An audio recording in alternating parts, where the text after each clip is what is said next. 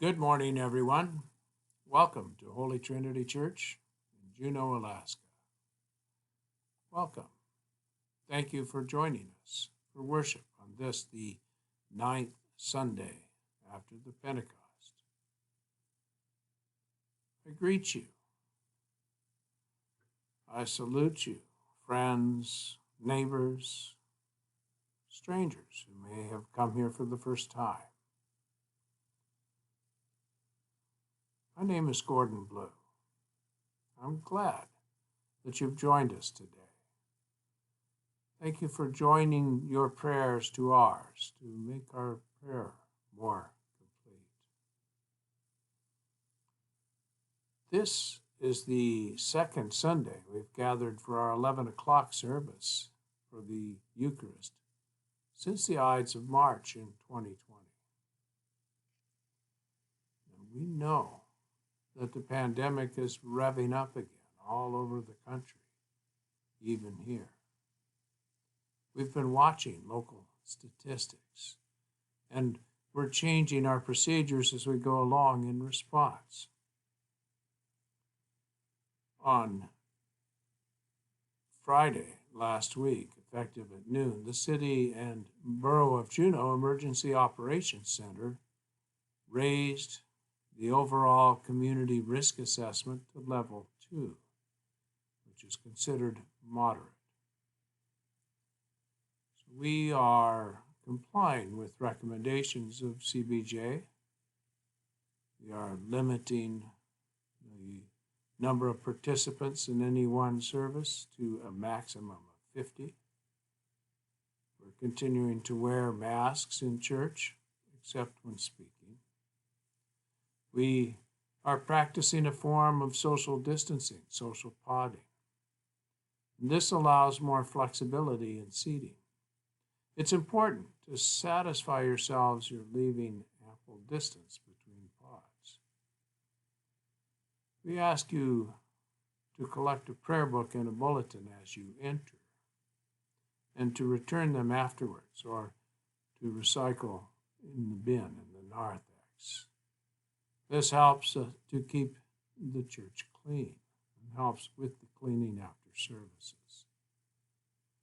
The 11 o'clock service will receive communion in one kind only today.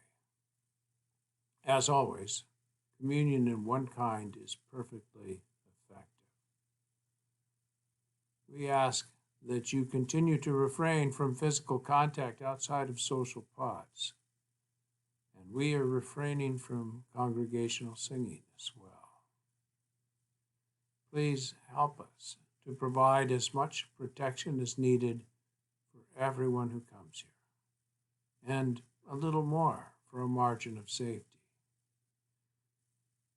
And also, please be sure to check your emails this week in case of further changes. Today, the lectionary reading of the Gospel recalls an especially full day in the life and ministry of Jesus in Galilee. Over the course of an afternoon, he fed 5,000 men, plus women and children, from 5 loaves and 2 fishes. And that evening he followed up by walking on the water of the sea. So John tells us that Jesus went to the other side of the Sea of Galilee, which is the Sea of Tiberias, and a multitude followed him because they saw the signs which he did on those who were diseased. Jesus went up on the mountain, and there he sat down with his disciples. Now the Passover, the feast of the Jews, was at hand. There's close agreement between all 4 of the Gospels in this first story, the feeding of the 5,000.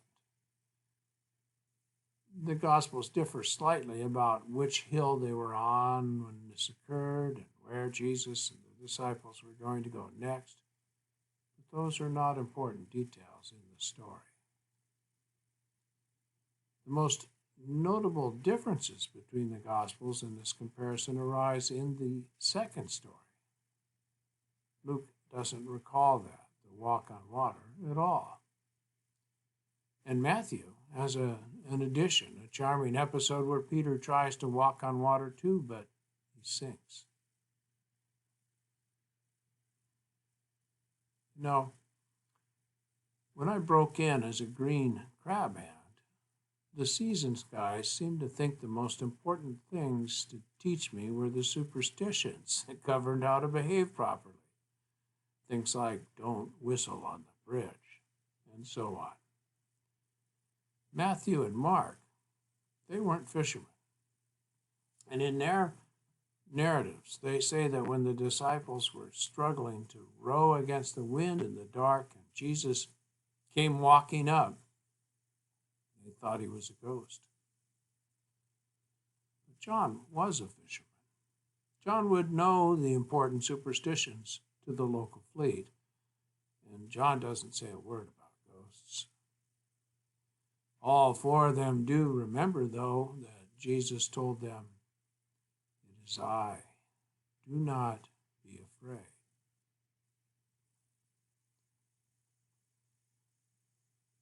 Last week, All Things Considered Radio News had a short item on the power of positive coaching.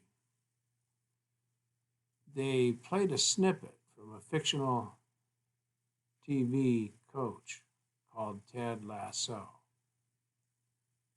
In the Ted Lasso show, a character named Rebecca asks, "Do you believe in ghosts, Ted?"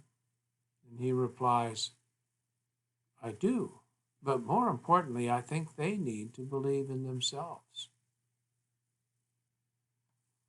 So I suppose we might infer that for John, Jesus is the positive coaching guru.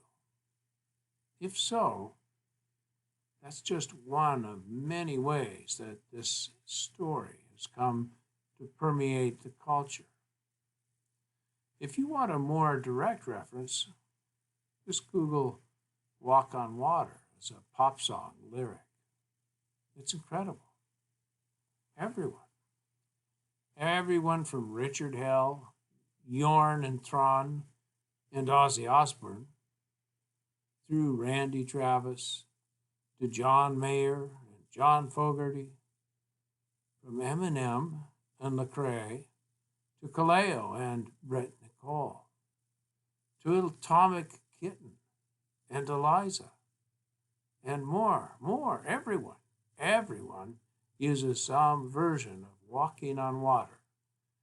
I like the initials, WOW, in a lyric just to show how much or how little they tried to do the impossible, or how impossible is possible, or how the possible is impossible, and those with enough love, usually, or how it would be if you would only ask.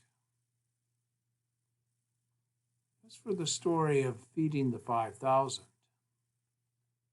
that also permeates our culture, and especially the culture of the church. It's overused as a prop to discuss the miracles of giving during stewardship talks. It's a wonderful metaphor of the miraculous abundance of the economy of love. And by that I mean the superabundant contribution to the balance sheet of human activity that comes from the creation. It's free for all, until it's converted to a commodity in the economy of scarcity. Compared to WOW, FTFT is way underrepresented in pop music. I did find a punk album by Crass from 1978. The album was called "Feeding the 5,000," but none of the individual songs. I also found a song called "Feeding of the 5,000" by Ian Brown from 2007. And the lyric for that song ends, "2 fishes as the Spirit, 5 loaves of bread the soul, at the feeding of 5,000, where the baskets overflowed." You know, that just didn't rock me. But It's there. Now, Brown sang with the group Stone Roses, and he also worked solo with the most recent album, First World Problems, issued in 2018. Ian Brown became notorious in the last year or so as an anti-vaxxer. He wrote a bunch of tweets opposing masks, COVID-19 vaccine, and other public health controls. He's said to have taken down all those tweets last October. I don't know if that's true. I don't know his motivations. But it does bring me to a significant addition in John's Gospel, which is missing from the others. While all three of the Gospels that tell both of these stories have the disciples set out rowing soon after the miracle of the feeding of the 5,000, John adds this: perceiving then that the crowds were about to come and take him by force to make him king, Jesus withdrew. The point of the supernatural power these stories display isn't the feeding of people per se, and it isn't about how you might or might not also walk on the water. The true sign, John might say, is this: the precious gift of life, freely given in the Creator's economy of love, is for this world, but not of it.